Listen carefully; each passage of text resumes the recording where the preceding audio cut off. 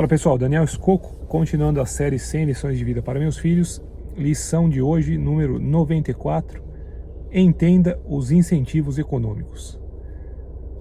Incentivo econômico nada mais é do que a linha de ação que uma pessoa precisaria ou poderia tomar em um certo contexto, em uma certa situação, para aumentar ou maximizar os seus ganhos econômicos, né, ou financeiros. Vou dar um exemplo para ilustrar um pouco melhor. Um exemplo teórico inicialmente, depois eu vou abordar alguns exemplos mais práticos. Imagine a seguinte situação: eu tenho um dado, 6 faces, portanto, e eu vou chamar uma outra pessoa e vou fazer a seguinte proposta. Falar, gostaria de fazer um jogo com você, onde a gente vai jogar o dado. Para cada jogada do dado, a gente vai colocar, cada um coloca R$1. E se sair no dado o número 1 ou o número 2, eu ganho, e portanto eu ganho esses R$2. Se sair 3, 4, 5 ou 6, você ganha, e portanto você ganha os R$2. Essa pessoa aceitaria ou não essa proposta? A tendência é que a pessoa aceite, justamente porque ela tem um incentivo econômico para aceitar. Ou seja, ela tem mais chance de ganhar do que eu. Eu teria 1/3 de chance de ganhar, né? 2 números em 6, enquanto que ela teria 2/3 de chance de ganhar, 4 números em 6. Então, a maior parte das pessoas provavelmente aceitaria essa proposta. E não só isso. Se eu perguntasse para essa pessoa quantas vezes você gostaria de repetir esse mesmo jogo, a tendência é que a pessoa falasse quantas vezes você quiser, ou o maior número de vezes possível, porque quanto mais se repetir esse jogo, mais essa pessoa tende a ganhar financeiramente. Então o incentivo econômico dela é não só como aceitar, como também maximizar a quantidade de vezes. E obviamente, eu que estou do outro lado, para mim seria o contrário. Eu não teria nenhum incentivo econômico em entrar nesse jogo, e também não teria interesse em que ele se repita. Não seria interessante para mim jogar uma vez, que dirá várias vezes. E esse ponto é importante porque ele afeta praticamente quase todas as dinâmicas e contextos da nossa vida, uma vez que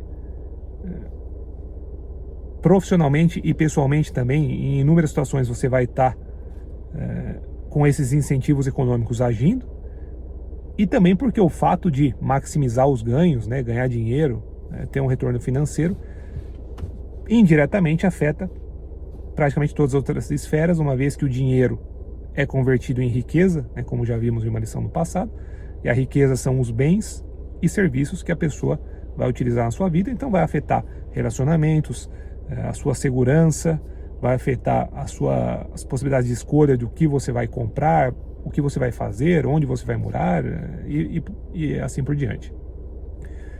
E agora entrando um pouco mais na parte prática, então, por que é importante entender como funcionam os incentivos econômicos, e sempre que você for agir, analisar como eles estão afetando a situação, tanto do seu lado quanto das outras partes envolvidas?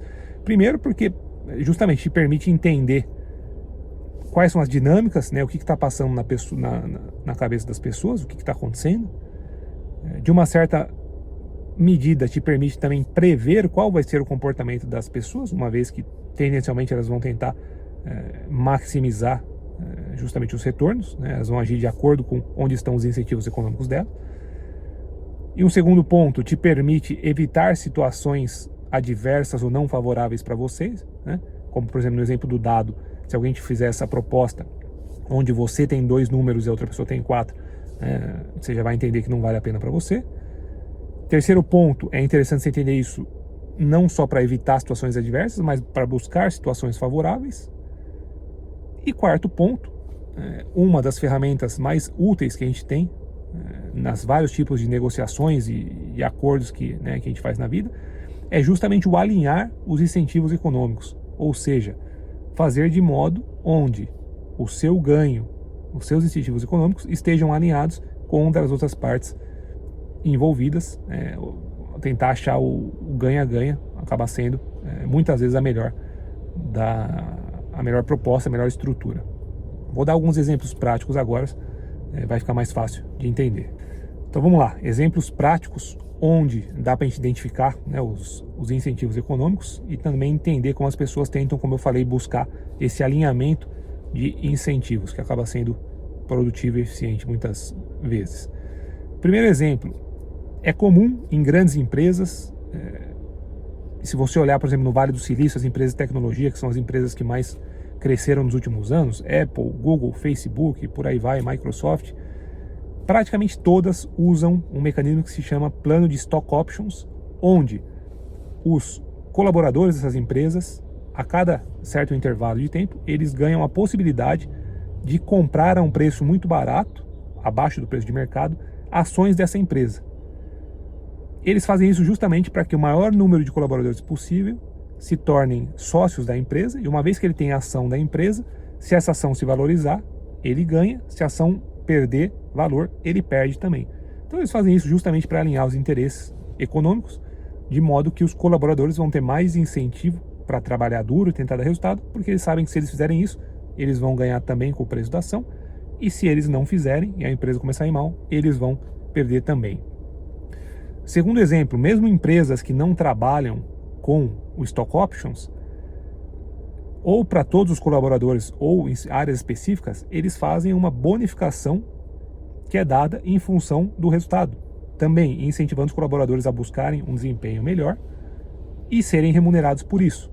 Muitas vezes se utiliza, por exemplo, em departamentos de vendas e comercial, para os vendedores ter um salário fixo, às vezes é metade do salário, 50%, e os outros 50% variável de acordo com o desempenho, de acordo com as metas.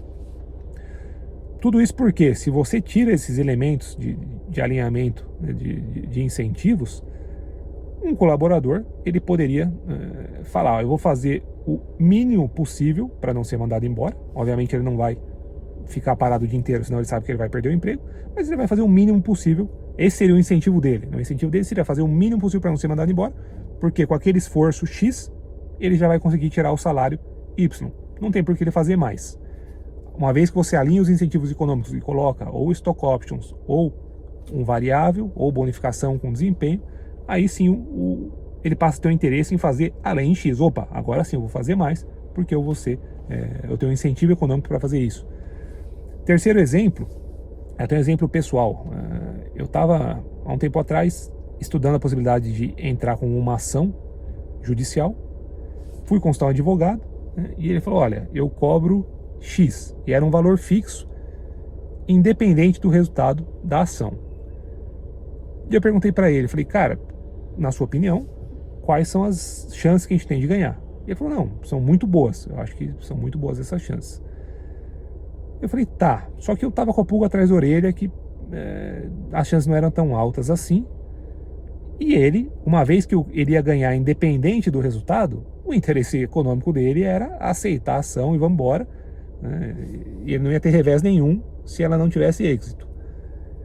E aí, que justamente para tentar entender melhor o que ele pensava de fato e para alinhar os interesses econômicos, eu falei, cara, vamos fazer o seguinte, eu te pago então 50% agora do valor que você está pedindo fixo, vamos reduzir para 50%, e se a ação se a gente ganhar a ação, eu te pago mais o dobro disso.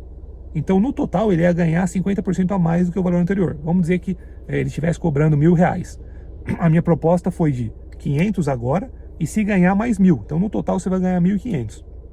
Qual foi a resposta dele? Não me interessa, obrigado. Ou seja, não estava tão convicto assim que tinha boa chance de ganhar. Então, ele não topou alinhar os interesses econômicos e eu não topei entrar, na minha opinião, que poderia ser uma furada, de pagar um valor fixo, independente do resultado.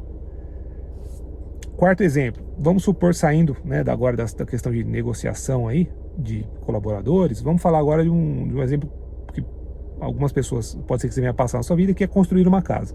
Você vai construir uma casa, muitas vezes a pessoa não quer ter dor de cabeça, ela contrata um construtor, que é uma pessoa ou uma empresa que vai cuidar de toda a obra. E geralmente tem duas modalidades para fazer essa contratação. A primeira, preço fechado, o construtor te fala, olha, eu cobro por 300 mil, eu coloco essa casa em pé. Você vai me pagar 300 mil, eu te entrego a casa pronta. Outra opção é você simplesmente contratar a administração, aí vai ser um valor mensal ou um percentual da obra, mais os materiais, mão de obra você paga à parte. Pensando em incentivos econômicos, o que você acha que é mais interessante? Na minha opinião, muito mais interessante é a segunda opção. Porque se você pega a primeira opção, preço fechado, o construtor vai ter um incentivo muito grande para economizar em tudo que for possível. Se o cara não for tão honesto, às vezes colocar menos material do que precisaria na estrutura, na fundação, ou mesmo se ele não for tentar economizar aqui, vai tentar economizar nos outros materiais, em acabamento, e você pode acabar ficando com uma casa, talvez com uma estrutura não tão sólida como deveria, talvez com um acabamento não tão bom como poderia. Então não acho que é no seu interesse, né? A casa geralmente é um projeto importante, então me parece mais interessante a segunda opção, onde ele não tem nenhum incentivo econômico para economizar na estrutura, economizar nos materiais, e aí vai ser você que vai decidir. Acho que esses exemplos deixam um pouco mais claro o que são e como agem esses incentivos econômicos, então tenha isso sempre em mente. Você vai ver que acaba afetando praticamente tudo ao seu redor, seja a nível pessoal quanto profissional. Então entenda, identifique quando eles estão agindo e tente evitar situações onde esses incentivos econômicos vão te prejudicar, e tente buscar, como eu falei, o alinhamento de incentivos sempre que possível. Acaba sendo um ganha-ganha aí e todo mundo se beneficia.